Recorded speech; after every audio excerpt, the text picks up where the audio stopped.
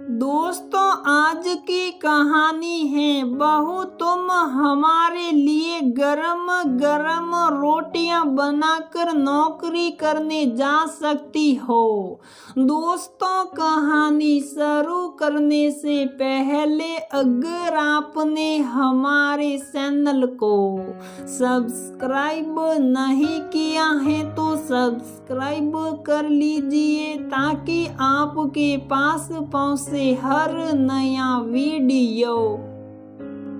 शारदा रसोई में अपने सास ससुर के लिए गरम गरम रोटियां बना रही थी और उसके सास ससुर खाना खा रहे थे कि तभी उसके पास पोस्टमैन उसकी सरकारी नौकरी के लिए एक अपॉइंटमेंट लेटर लेकर आया, जिसका इंटरव्यू उसने शादी से कुछ दिन पहले ही दिया था। उसकी बड़ी इच्छा थी सरकारी टीचर बनने की, इसलिए उसने बीएड करने के बाद कई सरकारी स्कूलों में नौकरी के लिए इंटरव्यू दिए थे। इसी दौरान उसकी शादी शरद के साथ हो गई थी। शरद एक पढ़ा लिखा और सुलझा हुआ इंसान था। जब शारदा ने नौकरी के लिए अपॉइंटमेंट लेटर मिलने की बात शरद को बताई और शरद से नौकरी करने के लिए पूछा तो शरद बोला, मुझे तुम्हारे नौकरी करने से कोई आपत्ति नहीं है, बस एक बार मम्मी पापा से पूछ लो, यदि वे इजाजत दे तो तुम आराम से नौकरी कर सकती हो। शरद की बात सुनकर शारदा के चेहरे पर चिंता की लकीरें उभर आई थी। वह यही सोच रही थी, पता नहीं मम्मी पापा उसे नौकरी करने के लिए इजाजत देंगे या नहीं। तभी उसकी सास रसोई में जूठे बर्तन रखने आई तो शारदा को परेशान देखकर उन्होंने पूछा, क्या बात है, तुम परेशान क्यों हो? तब शारदा ने उन्हें बताया, मेरे पास सरकारी नौकरी के लिए अपॉइंटमेंट लेटर आया है, क्या आप मुझे नौकरी करने की इजाजत देगी? ये सुनकर उसकी सास बोली, बेटी हमें तेरी नौकरी करने पर कोई आपत्ति नहीं है, बस तेरे पापा और मुझे तो सुबह शाम बस दो रोटी और थोड़ा सा प्यार सम्मान चाहिए और कुछ नहीं। नौकरी करना या ना करना तेरी मर्जी है, तो जैसा चाहे वैसा कर। सासू माँ का जवाब सुनकर शारदा सोचने लगी, इन्हें दोनों वक्त की रोटी चाहिए। यदि मैं घर का काम करूँगी तो नौकरी कैसे कर पाऊंगी? इससे अच्छा तो मैं नौकरी ना ही करूँ, मेरे बस की इतनी मेहनत करनी नहीं है।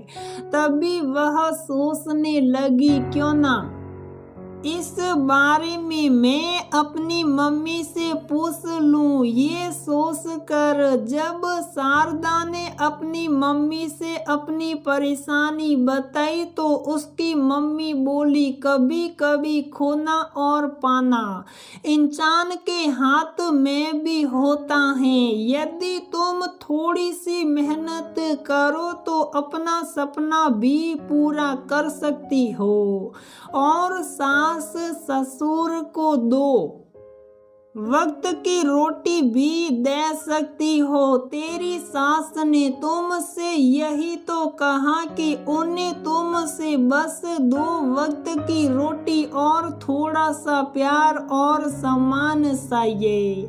तुमसे और कुछ तो नहीं सहा, क्या तुम उनके लिए इतना भी नहीं कर सकती? हर सास बुढ़ापे में अपनी बहू से इतनी उम्मीद तो करती ही है। यदि आज तुम अपने सास ससुर की सेवा करोगी, उन्हें प्यार और सम्मान दोगी, तो आने वाले जीवन में तुम्हें भी अपने बच्चों के द्वारा सेवा और मान सम्मान प्राप्त होगा, क्योंकि हमारे बच्चे वही सीखते हैं जो उनके माता पिता करते हैं। यदि तुम चाहती हो तुम्हें आने वाले जीवन में सेवा और सम्मान प्राप्त हो, तो अपने सास ससुर के लिए तुम इतना तो कर ही सकती हो। उन्होंने तुमसे ये तो नहीं कहा कि तू घर का सारा काम कर। यदि वे ऐसा चाहती तो तुमसे नौकरी करने के लिए मना भी कर सकती थी, परंतु उन्होंने तुम्हें नौकरी करने की इजाजत देकर तुम्हें अपना सपना पूरा करने की राह दिखाई। यदि तुम सुबह थोड़ी जल्दी उठ जाओगी तो आराम से अपने सास ससुर के लिए खाना भी बना सकती हो और स्कूल में पढ़ाने भी जा सकती हो। घर में झाड़ू पोछा बर्तन कपड़े धोने के लिए एक नौकरानी रख कर तुम आराम से सब कुछ पा सकती हो।